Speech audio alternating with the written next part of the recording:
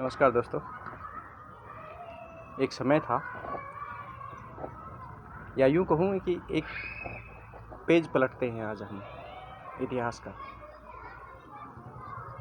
2014 से पहले की अगर हम बात करें तो देश में दुख ही दुख, चारों तरफ हाहाकार, फैक्ट्रियों में परेशानी, काम बहुत ढेर सारा था, मजदूरों को सारा काम भी मिल रहा था,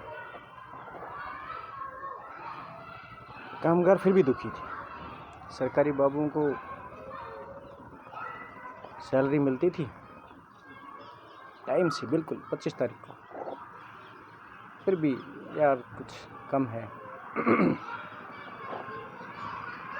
10% का डीए भी टाइम से मिल जाता था। अमीर गरीब स्वर्ण दलित सबका यूपीएससी के थ्रू सिलेक्शन होता था। एसएससी भी था, रेलवे भी थी, बैंक की नौकरियां भी थी, मल्टीनेशनल कंपनियां भी खूब जॉब दे रही थी। हर छोटे बड़े शहर में खूब सारी कारों के शोरूम खुल रहे थे, कहीं ऑडी, कहीं जैगुआर, कहीं फरारी, सब बड़े बड़े। घर में लेकर हर सदस्य के पास मोबाइल फ़ोन। प्रॉपर्टी थोड़ी सी मंदी थी, मगर फिर भी नोएडा गुड़गांव के फ्लैट तो खूब बिकते थे। जहाँ देखो हर कोई घर खरीद रहा होता था। बैंकों में होम लोन भी मिलता था, मगर अथा दुख फिर भी पसरा हुआ था। लोग नौकरी मिलने से, तनख्वाह मिलने से, पेंशन मिलने से परेशान थे काफ़ी। कारों से, प्रॉपर्टी से दुखी थे। फिर क्या था? प्रभु ने भारत की जनता की इस बुरी हालत को देखा और एक दिन अपनी कृपा दृष्टि भारत पर डाली। उन्होंने अच्छे दिनों का वेद मंत्र लेकर भारत की पवित्र भूमि पर अवतार लिया। प्रकट भये कृपाला दीन दयाला।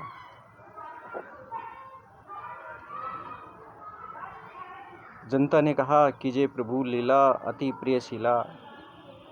प्रभु ने चमत्कार दिखाने प्रारंभ किए। तमाम संवैधानिक संस्थाएं, रेलवे, एयरपोर्ट, दूरसंचार, bank, AIIMS, IIT, ISRO, CBI, raw, BSNL, MTNL, NTPC, power grid, NGC आदि आदि आदि आदि आदि, जो भी किसी के नाम पे थे पीछे, सबको एक एक करके चुन चुन के बेचना शुरू कर दिया।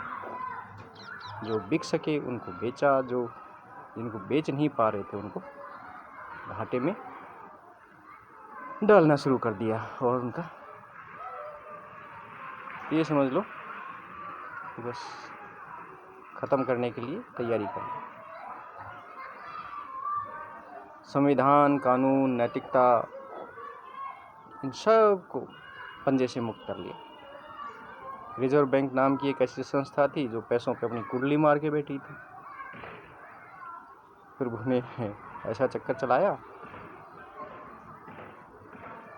जिसे जनता अपना समझने की भूल कर रही थी। तमाम प्रयासों के बाद बाहर निकाल के लाए।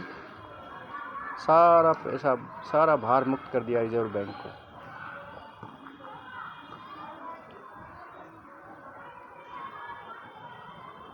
और करतल ध्वनि से जनता ने आभार व्यक्त किया, प्रभु के गुणगान में लग गई।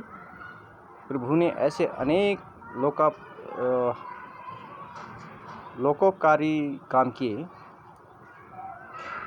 जैसे सरकारी नौकरियां ख़त्म करना,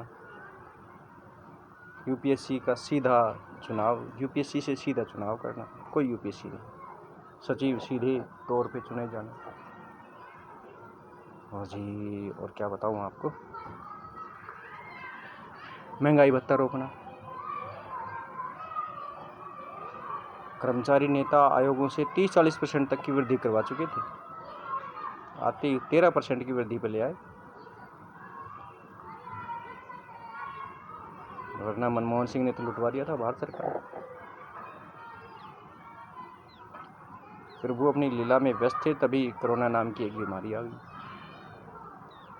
बस फिर क्या था, सारे शहर, गांव, गली कूचे की घर में ताला लग गया, लॉकडाउन हो गया। सर्वत्र शांति ही शांति।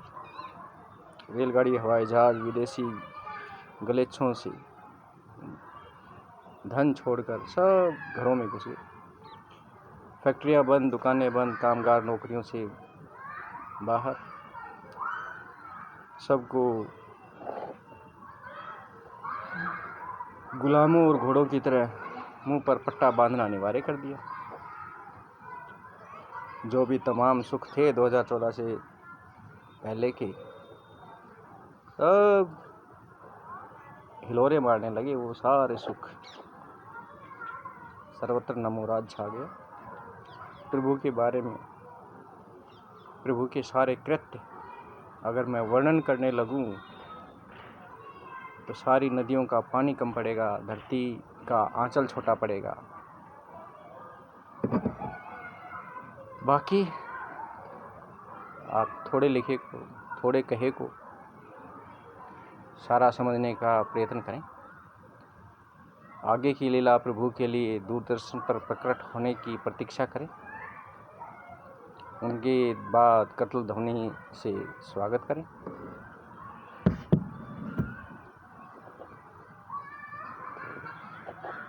जय त्रिकालदर्शी की।